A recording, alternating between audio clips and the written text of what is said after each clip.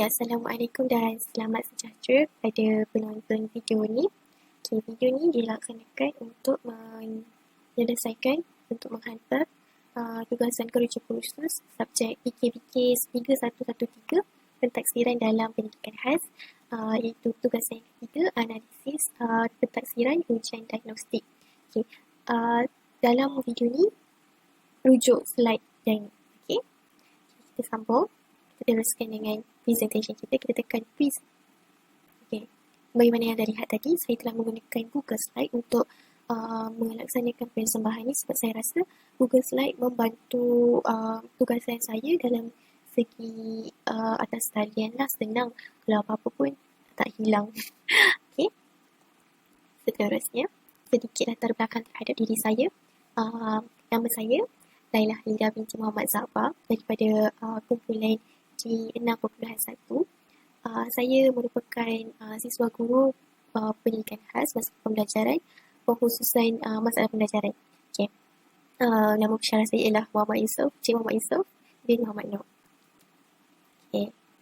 Sebelum kita sambung, kita lanjutkan kita punya pemberantangan ni. Ingin saya jelaskan tentang apa itu definisi pentaksiran.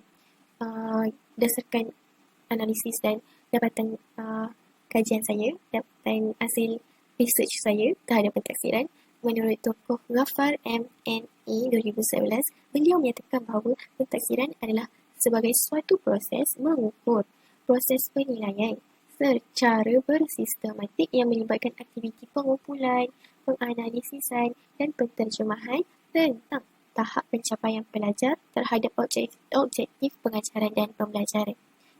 Dapat daripada definisi ini dapat saya simpulkan bahawa pentaksiran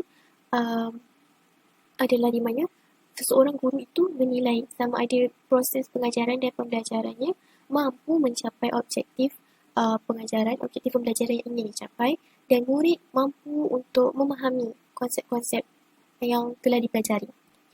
Pentaksiran ini bukan sahaja dinilai pada hujung PDP, tapi pentaksiran ini berlaku daripada awal pembelajaran sehingga akhir pembelajaran. Guru sebagai seorang guru yang cakna, guru tersebut perlu tahu sama ada murid ni betul-betul faham ataupun betul-betul menguasai kemahiran tersebut ataupun dia meniru kawan lain. Tapi berdasarkan pentaksiran yang telah saya lakukan, iaitu pentaksiran ini memerlukan hanya seorang murid, dan murid yang saya jalankan kajian ke atasnya bukanlah murid pendidikan khas, disclaimer, spoiler, tapi murid aliran perdana. Sebab apa? Disebabkan waktu kursus ni pada tempoh bukan praktikum ataupun PPS, jadi saya tidak dapat mengakses mana-mana kanak-kanak pendidikan khas di sekeliling saya, sama ada di IPG ataupun di rumah sewa ataupun di rumah sendiri yang dalam kategori murid pendidikan khas. Tapi selepas rujuk pensyarah saya, Cik Muhammad Yusof, dia approve. So, latar belakang sasaran. Latar belakang sasaran yang saya telah terangkan. Sekejap ya, saya perlukan pointer saya. Dapat dilihat bahawa dalam video ni, murid sedang menulis nama, murid sedang menjalankan ujian-ujian tersebut di bawah pemerhatian guru. Kita sambung dengan apa itu nama dia. Siapa dia? Nama yang diberi adalah Iman, dan semestinya bukanlah nama yang sebenar. Berumur 8 tahun dan seperti yang saya cakap tadi, kategori murid aliran pertama, bukan murid pendidikan khas. Sedikit ciri-ciri tentang murid ini. Murid ini pertama, mudah hilang fokus. Kenapa saya cakap mudah hilang fokus? Sebab murid ini senang distract dengan apa-apa yang berada di persekitaran dia. Contohnya, panas, dia ingin membuka kipas. Seterusnya, kalau dia rasa macam dia nak bercakap, dia bercakap. Contoh. Yang kedua adalah dia sangat aktif. Hal ini kerana dia sangat ingin mencuba. Semangat usaha ingin mencuba tu sangat tinggi, dan dia suka mengambil bahagian dalam setiap perkara yang berada di sekeliling dia. Yang ketiga adalah dia suka bersaing. Kenapa saya cakap macam tu? Sebab dia dengan kawan-kawan dia suka bersaing. Siapa cepat siap, siapa yang hantar dahulu, siapa yang dapat markah paling tertinggi, dia suka macam tu. Yang keempat adalah sebab adalah kesan kepada yang nombor 3 tadi, iaitu cuai. Kenapa? Dia senang membuat kesilapan sebab dia nak cepat. Semua benda nak cepat, tak semak. Semua nak cepat. Macam tu. Sambung. Itu kita berbalik pada fokus kita, iaitu analisis ujian diagnostik.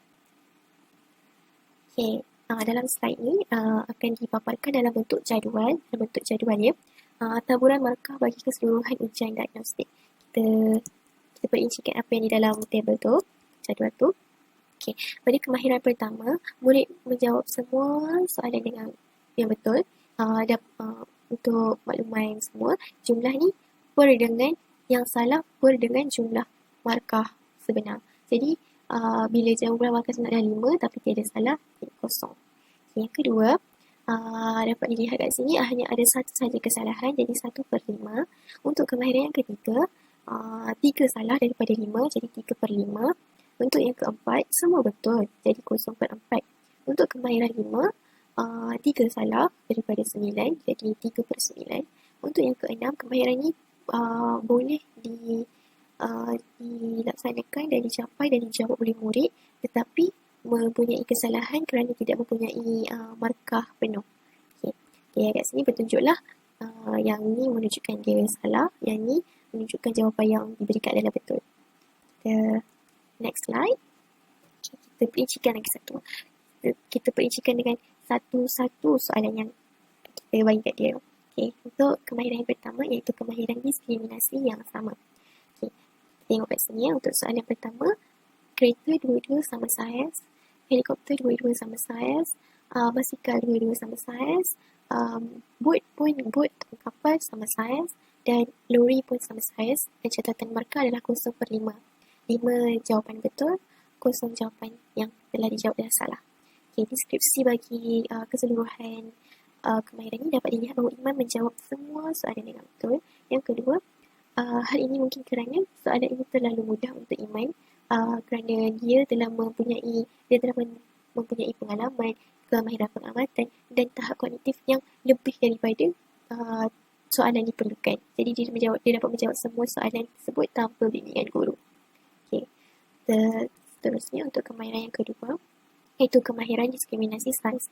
Okay, kita perincikan lagi. Untuk soalan yang pertama, topi yang paling besar perlu diwarnakan, iaitu arahannya warnakan gambar yang paling besar. Okay, topi yang paling besar, slogan yang paling besar, baju yang paling besar, seluar yang paling besar. Tapi pada soalan terakhir, disebabkan ingin cepat siap, murid ini tertinggal soalan ini kerana dia cepat-cepat terus pergi ke surat sebelah. Jadi 1/5 dengan catatan murid tertinggal. Okay, 4 jawapan yang betul dan 1 jawapan yang salah kerana tertinggal tidak dijawab. Okay, dapat dilihat kat sini Iman jawab salah pada soalan yang terakhir. Hal ini kerana Iman sangat cuai apabila ingin cepat selesai yang mengakibatkan tertinggal soalan. Benda ni penting tau, sebab apa? Dia mengamati bahawa hanya ada 4 soalan saja sedangkan ada 5. Kita macam tengok dia dah siap. Rupanya dia tertinggal. Okay, next sekali, kemahiran yang ketiga adalah kemahiran rajah latar belakang ataupun bertindih. Okay, dapat lihat kat sini arahan dia adalah warnakan gambar mengikut petunjuk yang disediakan. Okay, petunjuk kat sini ada 5 objek ataupun 5 gambar yang perlu diwarnakan. Yang pertama adalah skirt, yang kedua adalah topi, yang ketiga adalah sarung tangan, yang keempat adalah kasut dan yang kelima adalah payung. Okay, kita perhatikan satu-satu. Skirt betul warna purple.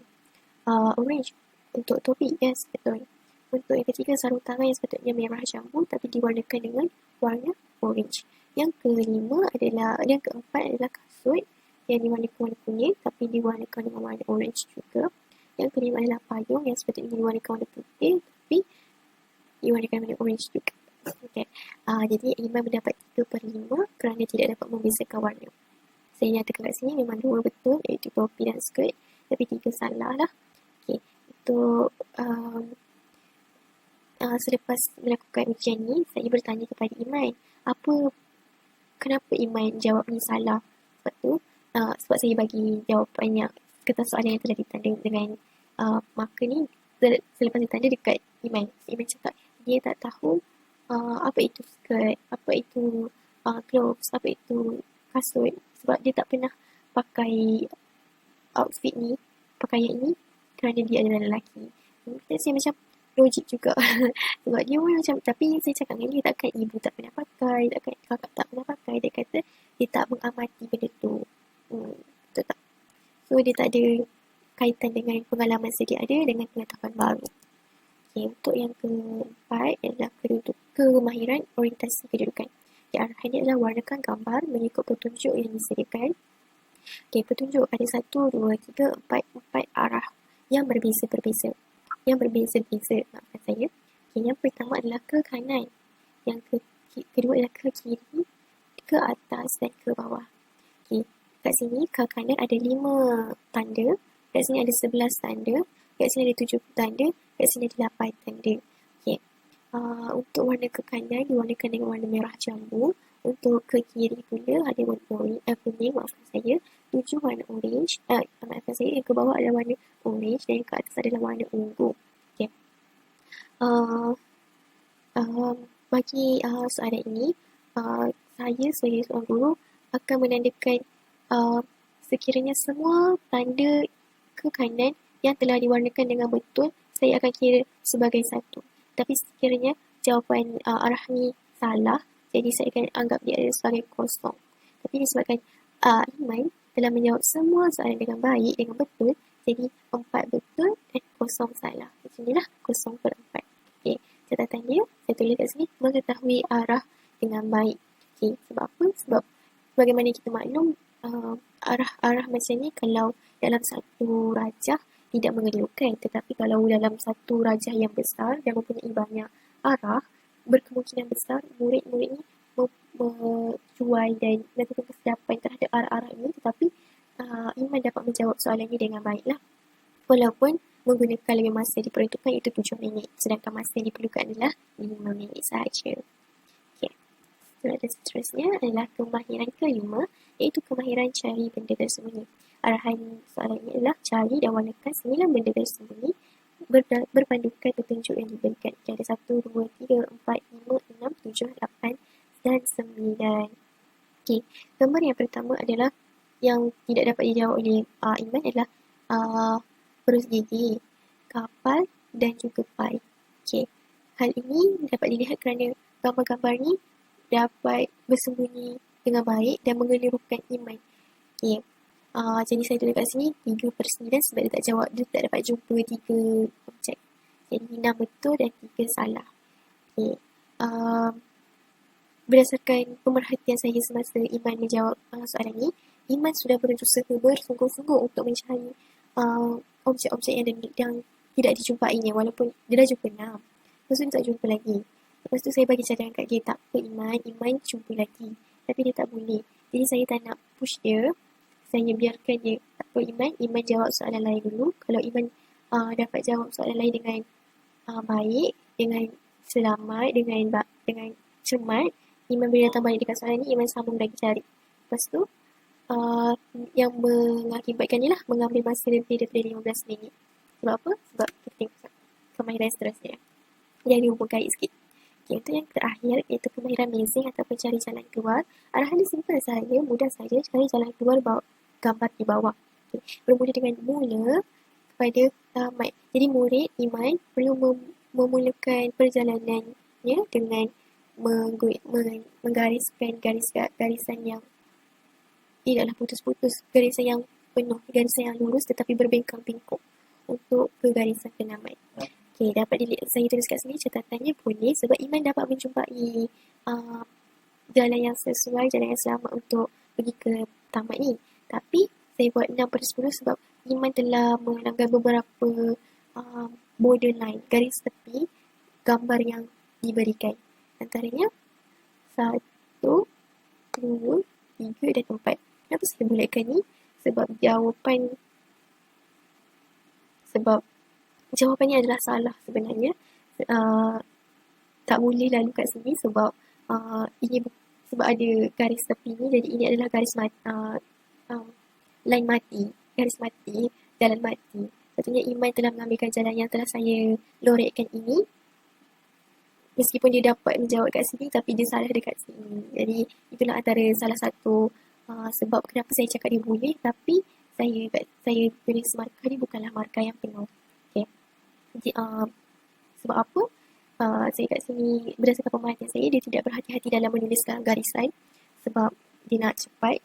Yang kedua, dia gunakan masa kurang daripada 5 minit, iaitu 3 minit sahaja untuk menyiapkan soalan ini.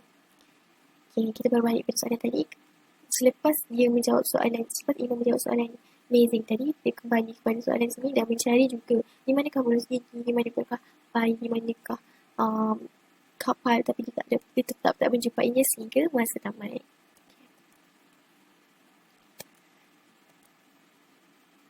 Okay, seterusnya adalah cadangan intervensi untuk meningkatkan kemahiran pengamatan murid. Saya telah nyatakan kat sini ada 5 cadangan. Yang pertama, latihan pembunyian secara berterusan yang disokong oleh Ilmu Fadul 2002. Okay. Antara cadangan saya adalah memperbanyakkan modul dan teknologi pengamatan. Sebagaimana yang kita maklum, dalam teori behaviorisme, kalau latihan ataupun aktiviti tersebut dilakukan secara berulang-ulang, murid akan menjadi terbiasa dan akan menggunakan kemahiran yang didapatinya dalam kehidupan seharian. Okay, itu yang kedua. Yang kedua adalah permainan kognitif. Macam mana yang kita tahu, ada banyak permainan yang menyeronokkan dan menarik untuk meningkatkan kemahiran pengamatan mereka. Antara yang satu yang kita biasa, saya sebagai seorang guru biasa main waktu kecil-kecil dahulu adalah permainan family card yang ada keluarga, ayah dengan gambar ayah, gambar ibu dengan gambar ibu, gambar kakak dengan gambar kakak. Benda-benda tu semua meningkatkan pengamatan dan bila kita main memory game, kita tutup semua kad itu, lepas tu kita buka satu-satu, lepas tu kita kena mix and match dengan gambar yang sama. Itu adalah permainan contoh cadangan intervensi saya untuk permainan kognitif. Okay, itu adalah satu. Yang seterusnya adalah penggunaan TMK sebagai medium yang disokong oleh Nur Aini Ahmad 2014. Okay. Antara cadangan saya ialah guru perlu bijak untuk menggunakan TMK dan teknologi dan jaringan internet kerana murid-murid zaman sekarang, generasi sekarang sangat tertarik dengan penggunaan TMK ataupun ICT di dalam bilik darjah. Walaupun guru sebenarnya boleh je macam paparkan LCD dengan adanya permainan-permainan seperti cari barang tersembunyi ataupun cari tanpa mengeluarkan duit untuk memfoto state apa semua, tak perlu. Kita hanya perlukan paparan LCD dan laptop dan permainan tersebut di dalam kita punya gadget seperti laptop ataupun handphone untuk bermain benda ni dekat, dan kita akan kaitkan dengan konsep-konsep dan konteks-konteks pembelajaran yang sangat abstrak. Dan kita gunakan ini sebagai medium untuk membantu mereka meningkatkan kemahiran pengamatan mereka. Walaupun pada dasarnya mereka sekadar bermain, tapi kita boleh gunakan bermain itu untuk sisi pembelajaran dan pengajaran. Okay, itu adalah yang kedua. Yang ketiga, itu penyerapan aktiviti terapi yang disokong oleh Frobel F 1889. Antara aktiviti-aktiviti yang boleh diterapkan dalam aktiviti divisi adalah yang pertama, terapi bermain. Yang kedua adalah cara kerja. Yang ketiga adalah terapi musik. Kenapa saya cakap terapi-terapi ini boleh diterapkan dalam kelas-kelas divisi meskipun kanak-kanak tersebut adalah kanak-kanak adalah perdana? Okay. Kenapa? Yang pertama, kita tahu terapi bermain ni kanak-kanak sangat suka bermain. Sebab daripada lahiriahnya, murid-murid ni bermain. Diorang tak nak belajar tapi diorang nak bermain. Jadi, kita gunakan pendekatan bermain tersebut untuk meningkatkan kemahiran pengamatan mereka. Contohnya permainan snake and ladder, ular dan tangga. Okay. Sebagai contoh, kita baling dadu menunjukkan nombor 3. Jadi murid sebagai murid yang mempunyai animasi ataupun karikata ataupun watak dekat dalam permainan tersebut perlu menjalankan 3 langkah sama, ada ke atas, ke bawah, ke kanan, ke kiri, kanan, dan dia menggunakan dia punya kemahiran pengamatan. Okey, saya dapat 3, nombor 3, jadi saya mengamati, okey, ini kotak yang pertama, ini kotak yang kedua, dan ini yang kotak ketiga. Itu adalah kemahiran pengamatan yang boleh ditingkatkan dalam segi nombor lah. Untuk yang ini, saiz, kita boleh gula-gula ataupun coklat. Mana yang lebih besar? Ni ke ini? Kita kena bijak. Yang kedua adalah terapi cara kerja. Bagaimana yang kita tahu, terapi cara kerja ni melibatkan motor-motor halus. Motor-motor halus iaitu jari. Yang kita tahu adalah, dan kita boleh kaitkan dengan pengamatan ni sebab dia perlukan koordinasi mata dan tangan. Sekiranya tangan murid tersebut adalah lemah, jadi dia tak boleh menggunakan koordinasi tangannya dengan baik, walaupun dengan dia punya kemahiran walaupun dia punya pengamatan mata yang baik, tetapi sekiranya koordinasi tangan yang tidak membantu, dia akan mengalami kesukaran dalam menjawab ujian pengamatan. Yang ketiga adalah terapi muzik. Kenapa saya kata terapi muzik ini membantu kemahiran pengamatan? Sebagaimana yang kita maklum, kebanyakan alat-alat muzik di dunia ini memerlukan koordinasi mata dan tangan seperti yang saya cakap tadi. Okey, antaranya yang dalam gambar ni adalah gitar ataupun kompang, alat tradisional. Murid-murid zaman sekarang sukar walaupun mereka jumpa kompang, tapi mereka tak akan dapat pengalaman untuk bermain kompang. Jadi guru boleh mengambil pendekatan ataupun kesempatan tersebut, peluang tersebut untuk memperkenalkan alat-alat muzik tradisional sampai untuk meningkatkan pengamatan mereka. Kalau nak ketuk kompang tu, tepuk di atas pelapik kulit kambing, bukan di atas tempat bahagian kayu, bukan di bawah, bukan di belakang, tapi di hadapan, dengan menggunakan pengamatan dia untuk ketuk 3 kali ataupun kita garu kulit tersebut 5 kali, 1, 2, 3, 4, 5 macam tu. Itu adalah antara cadangan intervensi yang saya cadangkan. Itu adalah yang ketiga. Yang seterusnya adalah yang keempat, iaitu guru sebagai strategi pembelajaran aktif secara kolaboratif. Guru menggunakan strategi pembelajaran aktif secara kolaboratif yang disokong oleh Slavin RE 1996. Antara cadangan intervensi yang saya nyatakan kat situ adalah aktiviti berkumpulan, dan yang kedua adalah tingkatkan kemahiran pengamatan dalam persekitaran sosial. Okey, aktiviti berkumpulan. Kenapa saya kata pembelajaran aktif? Pembelajaran aktif tu perlu ke dalam kemahiran pengamatan? Perlu sebenarnya. Pembelajaran aktif ni menimbulkan perasaan ingin tahu, menimbulkan perasaan ingin mengambil bahagian dalam aktiviti-aktiviti tersebut. Seterusnya akan meningkatkan dengan latihan-latihan yang macam yang saya katakan dalam poin pertama tadi, dia akan meningkatkan kemahiran pengamatan murid itu secara tidak langsung lah. Okay, yang kedua, tingkatkan kemahiran pengamatan dalam persekitaran sosial. Okay, yang ini saya ingin kaitkan dengan teori ekologi Bronfenbrenner yang dalam kitaran-kitaran tu ada ibu bapa, guru, jiran, rakan-rakan, masyarakat, semuanya memainkan peranan penting dalam pembelajaran kolaboratif dan secara aktif oleh seseorang murid. Kenapa saya cakap kolaboratif? Sebab kita boleh bersosial, di samping itu berkolaborasi untuk meningkatkan kemahiran pengamatan murid. Okay. Antara aktiviti yang boleh dilakukan adalah semasa dalam bilik guru, semasa dalam bilik darjah, banyakkan aktiviti kumpulan dengan guru dan murid. Kalau di luar bilik darjah, di rumah, di tempat taman permainan, macam mana masyarakat mampu untuk berkolaboratif untuk meningkatkan kemahiran pengamatan mereka? Yang ini saya bagi cadangan sekiranya dalam salah satu taman ataupun organisasi dalam kumpulan kerja ayah atau ibu murid yang mempunyai hari keluarga ataupun hari terbuka, boleh mengambil pendekatan untuk memasukkan murid-murid ni untuk menyertai aktiviti-aktiviti seperti cari gula dalam tepung. Sebenarnya kita boleh gunakan benda tu untuk cari warna kuning sahaja ataupun warna yang besar sahaja. Kita boleh tingkatkan kemahiran pengamatan tu dengan secara tidak langsung. Yang kelima, iaitu yang keempat, yang terakhir sekali adalah kaedah pembelajaran luar bilik darjah yang perlu dilaksanakan oleh guru. Yang hal ini disokong oleh Wan Infus, Wan Sulaiman, et al. Dan lain-lain pada tahun 2010. Antara cadangan yang saya bagi adalah menggunakan bahan maujud dalam persekitaran pengaruh pembelajaran. Bahan maujud dalam persekitaran pengaruh pembelajaran. Sebagai contoh, kita ambil luar bilik darjah. Kebanyakan sekolah-sekolah ada taman ataupun makmal yang ada alat-alat ataupun bagi contoh lah, kat taman ada bunga yang berwarna-warni. Kita boleh asingkan, kita boleh diskriminasikan mengikut saiz, ikut jenis, mengikut warna. Okay, kita ambil warna. Warna adalah suatu konsep yang abstrak. Kita tak tahu benda warna. Kita cakap besar, warna tu terang, warna tu gelap, macam tu je lah. Tapi kita tak tahu macam mana terangkan merah tu macam mana, orange tu macam mana. Okay, bagi contoh, kita boleh kaitkan dengan bunga kat luar. Kita diskriminasikan warna bunga, cari barang-barang yang berwarna merah, warna bunga merah. Kita diskriminasikan warna merah yang ada pada badan murid. Contoh, tai ke ataupun pencil case dia warna merah, kita boleh diskriminasikan terus. Okey, anak-anak, atau murid-murid, yang ni bunganya warna merah. Ada bagi tak warna merah pada diri murid-murid? So, secara tak langsung benda tu kita kaitkan dengan kehidupan seharian budak-budak tu.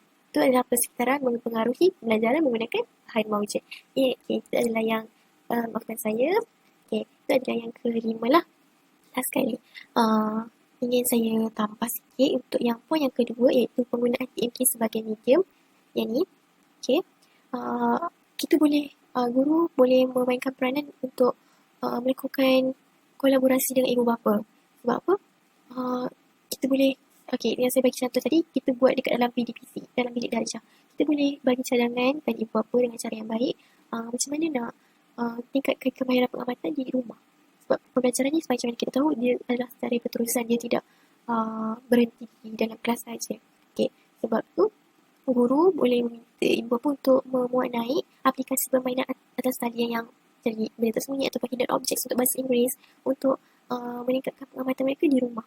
Guru macam meminta untuk meluangkan masa dalam 15 kepada 30 minit untuk bermain permainan ni. Untuk di samping belajar perkataan, kita boleh juga meningkatkan kemahiran pengamatan yang ada dalam aplikasi permainan atas talian ni.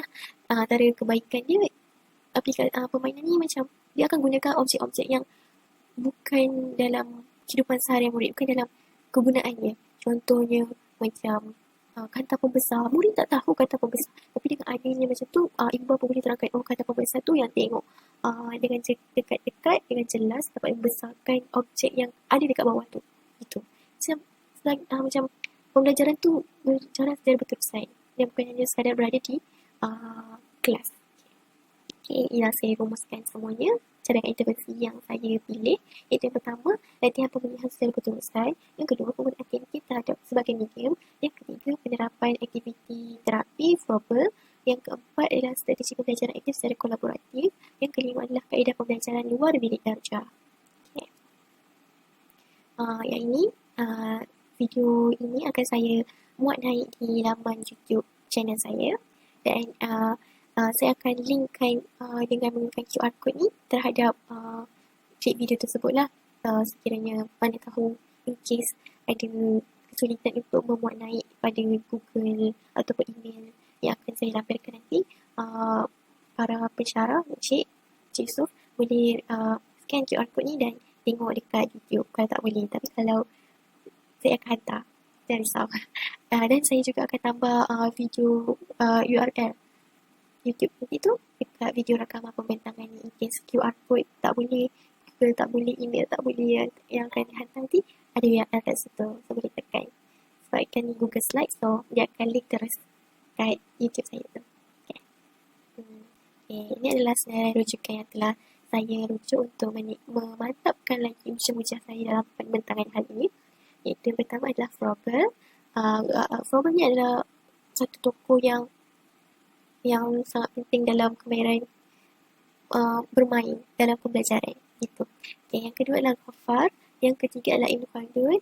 Yang keempat adalah Nur Aini Muhammad. Nur Aini Muhammad ni ada jurnal mengintegrasi teknologi komunikasi dan maklumat. Dalam poin saya yang kedua, iaitu cadangan intervensi poin saya yang kedua, iaitu penggunaan TMK sebagai media pembelajaran. Okay. Yang seterusnya adalah Slavin. Dan yang akhir sekali, Wan Idrus Wan Sulaiman, Maizatul Haizan Mahfuz dan Arina Aziz Aslain pada tahun 2010. Okay. Ini pun dekat dalam kajian tesis di atas talian. Okay, sekian sahaja pembentangan saya pada hari ini. Terima kasih atas masa yang diluangkan dan saya harap hari anda akan lebih ceria selepas ini. Terima kasih. Assalamualaikum.